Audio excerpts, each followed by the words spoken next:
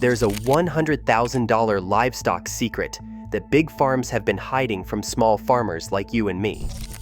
And when you discover what it is, everything you thought you knew about profitable farming will change forever. While most people are told to start with chickens, the smart money is quietly building wealth with 5 specific animals that produce more food, require less space, and generate steady income that would make your neighbors jealous.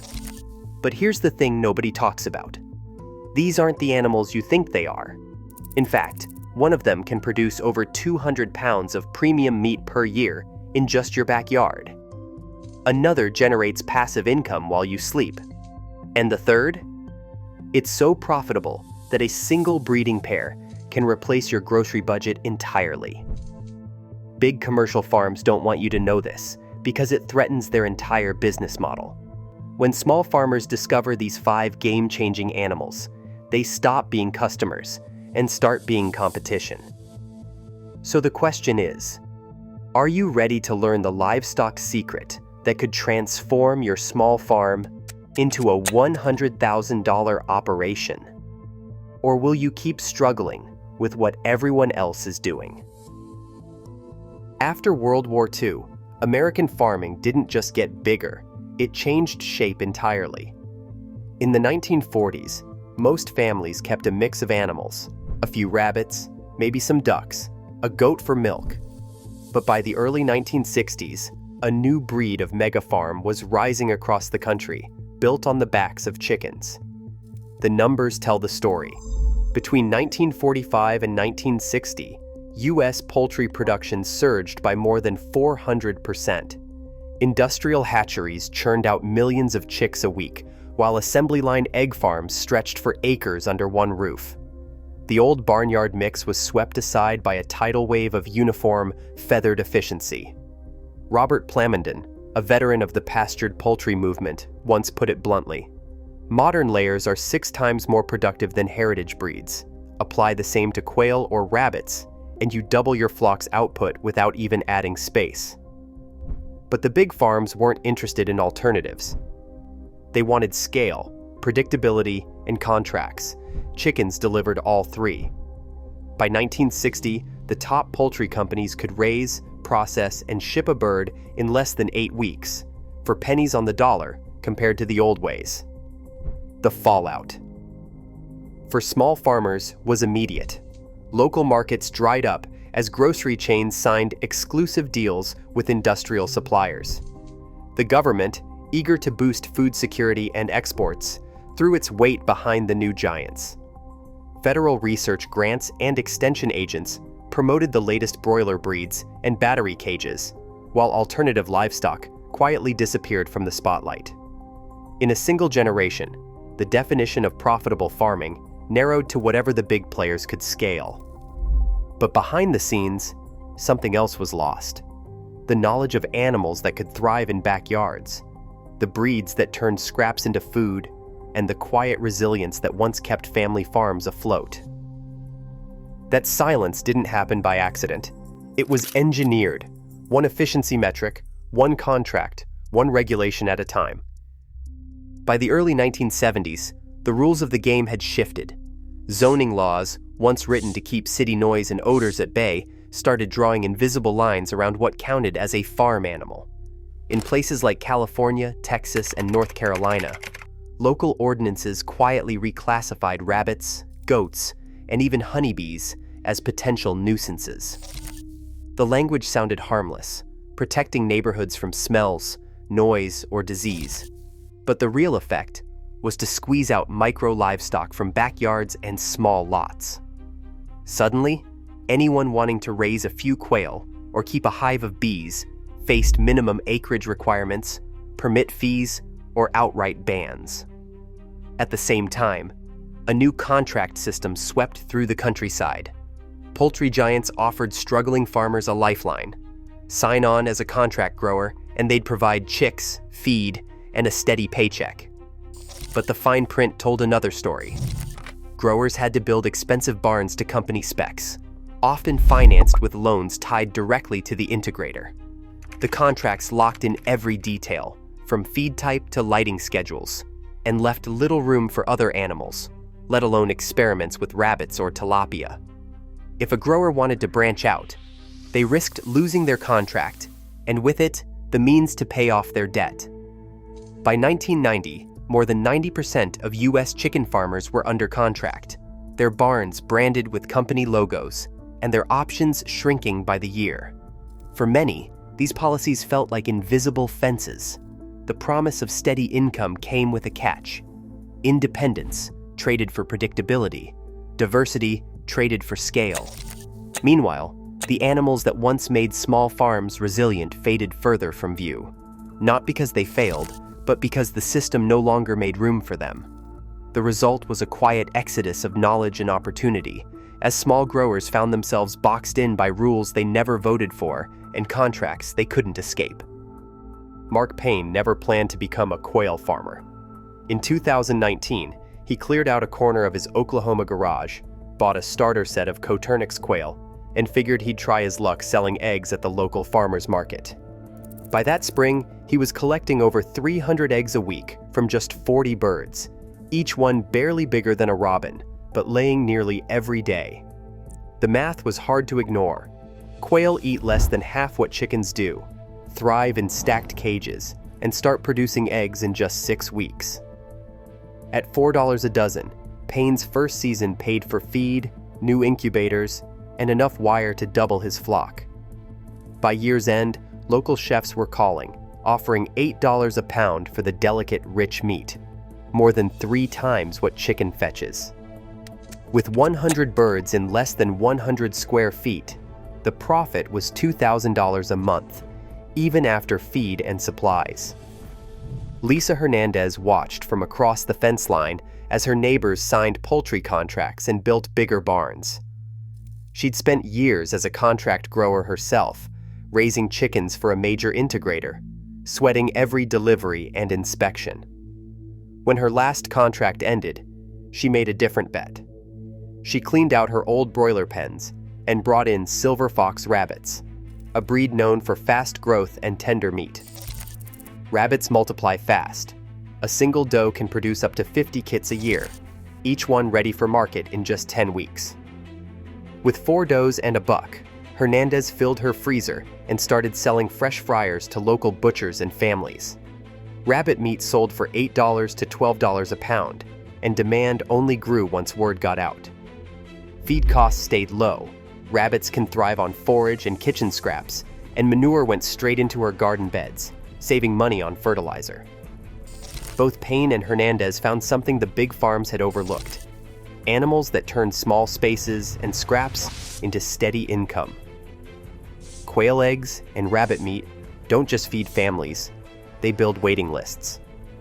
And with each new customer, their operations scaled up, not out. The secret wasn't just in the species, but in the speed and flexibility. Where contract barns locked farmers into years of debt, micro livestock paid back in months. For those willing to work, the numbers stacked up fast. 1 egg, 1 kit, 1 sale at a time.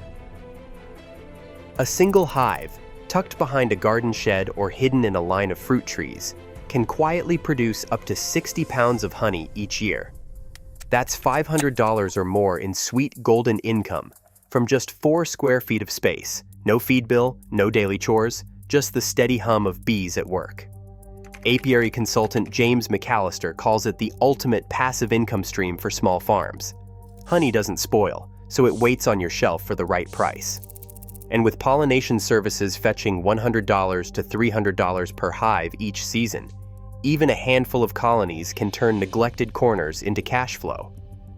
But the real surprise comes when you look underwater. In Austin, chef-turned-farmer Olivia Tran saw supply chain chaos in 2021 as an opportunity. With restaurant freezers empty and imports stuck at sea, she built a backyard tilapia system using recycled IBC totes and a simple pump. Tilapia thrive in tight quarters, 500 pounds a year from a tank the size of a kiddie pool. Their feed conversion ratio is legendary. For every 1.5 pounds of feed, you get a pound of clean, mild fish. Tran's system runs on kitchen scraps and garden cuttings, cycling waste through a bed of basil and tomatoes. The fish feed the plants clean the water, and I get 2 harvests for the price of 1, she explains. Local chefs snapped up her tilapia at $8 per pound, and within 6 months, trans tanks paid for themselves. Both bees and tilapia offer something the big barns can't touch: synergy. Bees turn flowers into honey with almost no input. Tilapia transform leftovers into protein, while their waste becomes free fertilizer. Neither needs acres of pasture or hours of daily labor. McAllister puts it plainly: you set up a hive or a tank once, and the income just keeps coming. For small farmers boxed in by contracts or zoning, these streams flow quietly, filling pantries and pockets without drawing the attention or the resistance of industrial competitors. As more backyard producers catch on, the old idea of what counts as livestock gets turned upside down. The future isn't just on 4 legs or behind a fence. Sometimes it buzzes, sometimes it swims, and sometimes the smartest money in farming never sets foot in a barn at all. Nigerian dwarf goats have become the quiet powerhouse of backyard dairy, slipping under the radar while big farms chase bigger herds and ever larger bulk milk contracts. These goats, barely knee-high and gentle enough for a child to handle, can outproduce their size by a mile. A single doe on a 1/4 acre can yield up to 2 gallons of rich, sweet milk every day, enough to cover a family's dairy needs and still have surplus for cheese, yogurt, or soap. The economics are hard to ignore. $200 a year in feed keeps a pair healthy, while the value of their milk easily replaces $500 to $1,000 in grocery store dairy. And every spring, each doe can deliver twins or triplets, with kids selling for $200 to $400 each to eager hobbyists or homesteaders looking to start their own herds. Extension agents have started to notice a pattern. Small growers who add a pair of Nigerian dwarfs see their grocery bills drop and their waiting lists for goat kids fill up months in advance. One agent in Missouri put it simply: you can't buy milk this fresh, this cheap, or this good at any store, period. For Linda Cho, a former elementary school teacher in Oregon, 2 goats turned her backyard into a steady source of income and food security. She bottles milk for neighbors, churns butter for local markets, and sells kids every summer to cover feed and vet costs. Her goats graze on brush and weeds that would otherwise go to waste, and their manure feeds a thriving vegetable plot. I haven't bought milk, cheese, or even fertilizer in years, she laughs. People think you need a barn and a pasture. I have a shed, a fence, and about as much land as a small playground. The numbers add up quickly. Where chickens and even rabbits start to hit limits on space or feed, goats thrive on what others throw away: bramble, thistle, even blackberry vines. Their milk isn't just a substitute for store-bought. It's a premium product, rich in butterfat and prized by local chefs and home cheesemakers. With a pair of Nigerian dwarfs, a backyard suddenly becomes a micro-dairy, capable of producing hundreds of gallons of milk a year, plus a crop of kids that can easily pay for every bag of feed. For small farmers looking to break free from the grocery store and keep more cash in their pocket, these goats are the capstone, the final piece in a $100,000 portfolio that big farms would rather keep in the shadows. In state houses from Sacramento to Raleigh, a new kind of legislation began quietly making its way through committee rooms. On the surface, these bills promised to protect public health and preserve neighborhood peace, but the fine print told a different story. In California, a proposal redefined rabbits and quail as pets, stripping them of agricultural protections and making backyard meat sales a legal gray area. Texas lawmakers debated minimum acreage requirements for small-scale beekeepers, citing concerns about urban swarms. North Carolina, a longtime poultry powerhouse, floated permit fees for aquaponics systems, fees that would barely dent a mega farm's budget, but could wipe out a backyard operation overnight. Industry trade groups didn't leave these efforts to chance. Lobbying records show millions spent in just a few years. Analysts estimate at least $12 million poured into campaigns targeting micro-livestock regulations across 10 states. The National Chicken Council, American Farm Bureau Federation, and their state affiliates deployed teams of lawyers and policy experts to draft talking points, sponsor studies, and sway local officials. One agricultural policy analyst summed it up. When you see the same language pop up in zoning codes from Florida to Oregon, it's not an accident. There's a playbook, and it's funded. Maps of recent legislative activity reveal a pattern. States with booming backyard livestock sales are the first to see new restrictions. The message is clear. Big Ag isn't just defending its turf in the supermarket aisle. It's fighting for control of the rules themselves, making sure the most profitable animals stay out of reach for anyone without a corporate logo on the barn. Mark Payne's quail operation grew from a backyard project into a sought-after supplier for 3 Oklahoma restaurants, with chefs paying premium prices for his eggs and birds.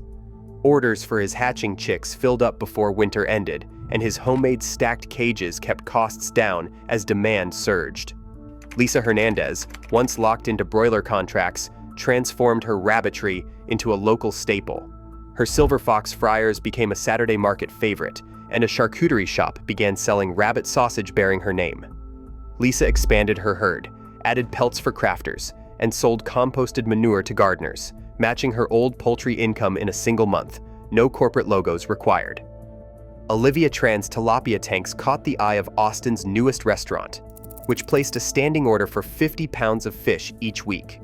Her aquaponic greens, grown with fish waste, appeared on menus across the city. Tran expanded from 3 tanks to 5, powered by solar panels and rainwater. She now teaches workshops, building a network of micro-farmers.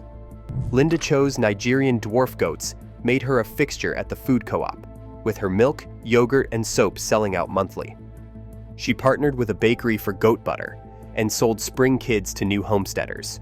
Her micro-dairy replaced $1,000 of groceries a year and generated steady cash. James McAllister's bees pollinate orchards and berry patches, earning pollination contracts and supplying brewers and mead makers. Each year, he splits hives to sell new colonies, his name passed among gardeners seeking healthy bees. 5 farmers, 5 models, each proving small-scale livestock can build profit, community, and independence. Right now, as food prices climb and farmland shrinks, small farmers face a crossroads. The industrial model thrives on keeping alternatives hidden, but innovation is quietly rewriting the rules. One backyard, one breakthrough at a time. The real secret isn't in any animal, it's in who controls the future of food. The choice to challenge that control starts today. Share your thoughts below.